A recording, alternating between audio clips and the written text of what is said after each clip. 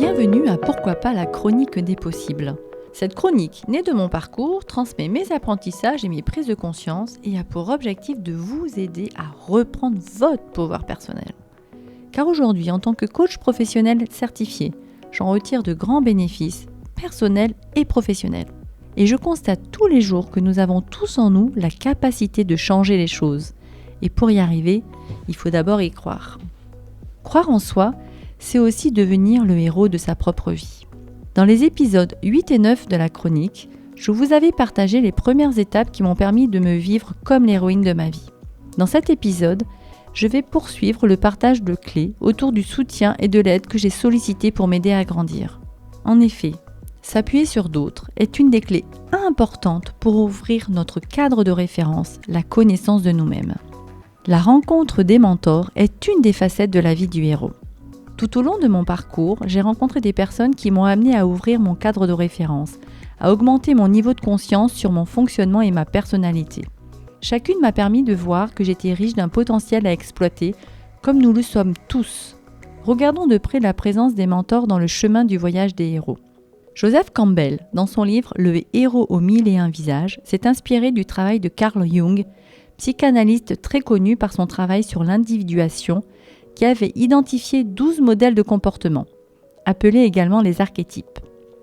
Le héros est un des archétypes et son axe de la vie est de sauver le monde de la menace et de résoudre le problème de l'intrigue. Il a une vitalité et une résistance démesurées et est un être imparfait. Il grandit grâce aux obstacles qu'il dépasse. Carl Jung dira « On n'atteint pas l'illumination en imaginant des figures de lumière, mais en portant à la conscience l'obscurité intérieure. Qui regarde l'extérieur rêve, qui regarde en lui-même s'éveille. » Et pour regarder à l'intérieur, nous avons souvent aussi besoin d'une aide extérieure.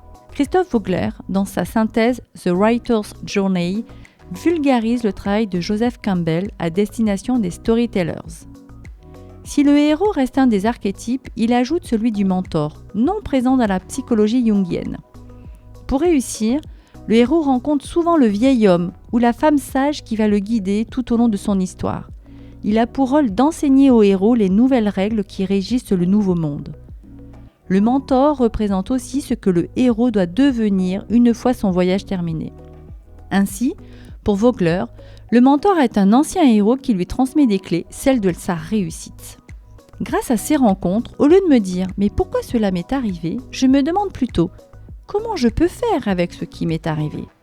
Ce questionnement est très empreint de la Gestalt thérapie, dont un des principes est de dire que nous ne pouvons pas changer notre passé.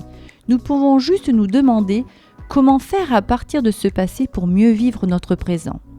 Dans le même sens, Charles Pépin, philosophe et romancier, dit « Je suis ce que mon passé a fait de moi, mais je ne suis pas réduit à cela. » Et pour construire mon présent, en dehors de ce que mon passé pourrait me faire croire, il y a 2 autres citations inspirées par le travail avec mes mentors. Un problème créé ne peut être résolu en réfléchissant de la même manière qu'il a été créé. Albert Einstein. Les choses ne changent pas. Tu changes ta façon de regarder, c'est tout. Elisabeth Gilbert. J'en ai même formulé une devise. Mon meilleur outil, c'est moi-même.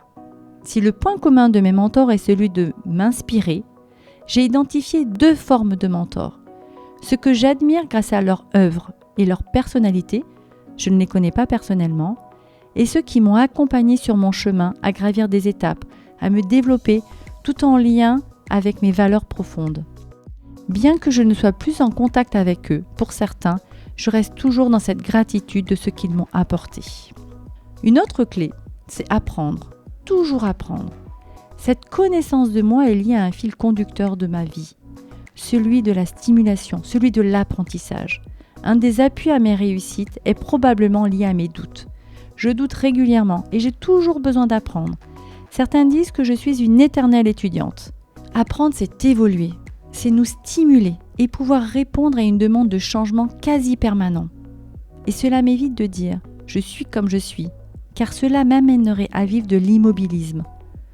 Or, c'est le passage de la fixité au mouvement qui favorise notre croissance. Carol Dweck explique bien cet élément. Oser réussir, changer d'état d'esprit, il faut passer d'une mentalité fixe à une mentalité de développement. Plus j'apprends, plus je grandis et plus je me donne de la matière pour saisir des opportunités. Après avoir nourri mon intellect, aujourd'hui je nourris mes cellules par l'expérientiel. J'avoue qu'il m'arrive d'utiliser des méthodes sans réussir à en attribuer les auteurs, avec toutes mes excuses. Car j'incarne pleinement mes apprentissages, la congruence fait partie de mes moteurs. J'aime bien utiliser d'ailleurs la métaphore de la tour Eiffel. Comment puis-je accompagner mes clients à monter au 2e étage de la tour Eiffel si moi-même je ne suis pas déjà arrivé au 3e étage ? Il m'est essentiel d'avoir un train d'avance et d'avoir traversé ce qu'ils traversent eux-mêmes. Apprendre m'amène à vivre une vraie bouffée d'oxygène, une respiration à un endroit qui pouvait être bloqué, à retrouver aussi mon âme d'enfant, ma liberté. Et monter au 3e étage de la tour Eiffel m'a demandé du temps. Un des gros travaux que j'ai eu besoin de réaliser est celui d'accueillir et d'accepter mes vulnérabilités. Ça, c'est une autre clé. Si je les percevais, j'ai pendant des années essayé de les gommer face à mon entourage. Si on me faisait des reproches, je culpabilisais de ne pas être parfaite. C'est alors pour répondre aux conditionnements passés de mon entourage que je faisais tout pour cacher mes défauts. Et plus je les refusais, plus ils se manifestaient, et plus ils prenaient de la place, et plus je le vivais mal. Et finalement, les refuser, c'est refuser une part de moi-même.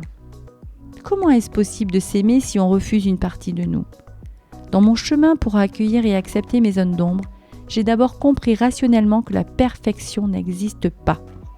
Je me souviens notamment d'une expression d'un formateur coach, Stéphane Viguier du Centre international du coach, « Quickie and dirty », dans un contexte de lancement d'une activité entrepreneuriale. Je me rappelle encore ma sensation curieuse que ces 3 mots avaient créée en moi. Est-ce possible de réussir quand on fait les choses à la va-vite ? Mon driver soit parfait en avait pris un coup. Grâce à mon chemin thérapeutique, j'ai pris le temps de découvrir la source de mes défauts. Ils viennent souvent en réaction à des peurs liées à des blessures émotionnelles nées de mon enfance. J'ai déjà commencé par honorer les comportements qui m'ont servi à un certain moment et qui, devenus adultes, ne m'étaient plus utiles, voire inappropriés.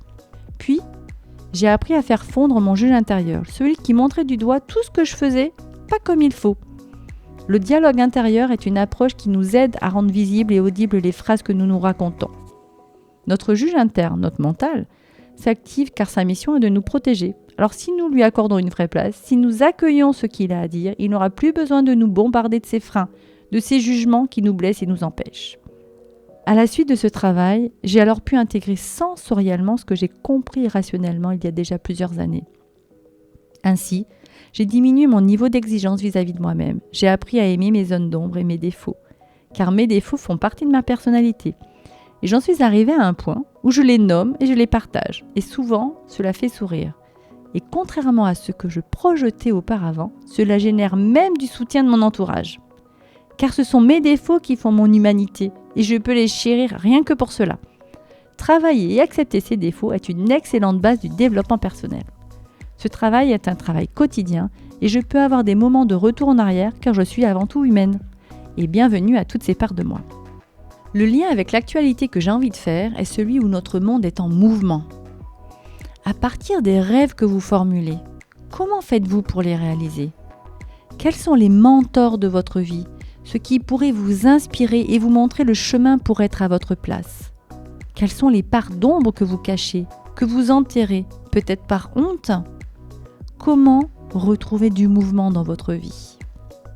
Aller à sa rencontre intérieure, reconnecter à ses vulnérabilités, savoir demander de l'aide et du soutien, serait aussi reprendre son pouvoir personnel et devenir le héros de sa vie. Et je suis ravie de vous retrouver prochainement dans une autre chronique des possibles.